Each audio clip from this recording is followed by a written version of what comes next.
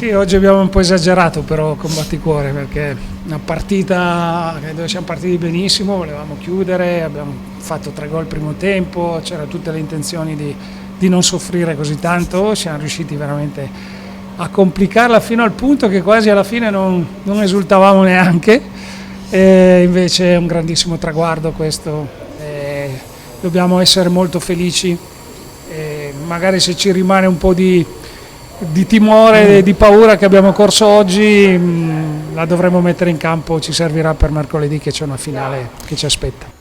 Mister, 2 Europa League, ma soprattutto 3 qualificazioni alla UEFA Champions League. Sì.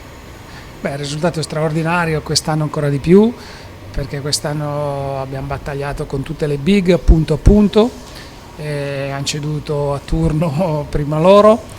È veramente un risultato straordinario, una stagione difficilissima, molto molto complicata per tante situazioni che si sono create. Adesso dobbiamo arrivare in fondo, giochiamo questa Coppa mercoledì e poi dopo vediamo, perché il campionato è stato veramente difficile. Ecco appunto perché c'è anche una finale di Coppa Italia da disputare. Lei l'ha detto, quest'anno sarà difficile ripetersi perché insomma tutte le squadre, non ha mollato nessuno, l'Atalanta ce l'ha fatta, adesso c'è questa finale, c'è anche un secondo posto.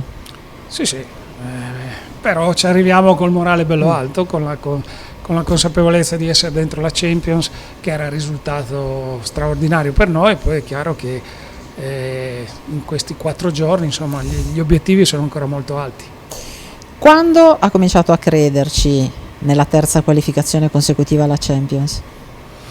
È venuto strada facendo, quando a un certo punto non mollava nessuno, poi dopo non mi aspettavo, ecco, consideravo la Juventus fuori portata per noi, invece poi dopo è scivolata dentro anche lei, a quel punto le squadre dovevano andare 2 fuori, la Roma ha lasciato un po' di punti anche dovuti all'Europa League, speravamo che qualcuno mollasse, però dovevamo noi fare il massimo. Credo che non so quante partite abbiamo vinto, mi pare nelle ultime 15, nelle ultime 16 mi pare ne abbiamo vinte 13, 2 pareggi, abbiamo fatto veramente qualcosa di straordinario, era difficile poi per tutti tenere il nostro ritmo.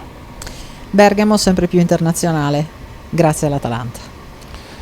Bergamo è chiaro che di tutti questi risultati della squadra ne trova vantaggio tutta quanta la città, tutta quanta la provincia. Il calcio ti porta in giro per il mondo, ti fa conoscere non solo il nostro calcio ma anche tutte le eccellenze di questa città, di questa provincia, quindi noi siamo un biglietto da visita di un qualcosa che però funziona molto bene.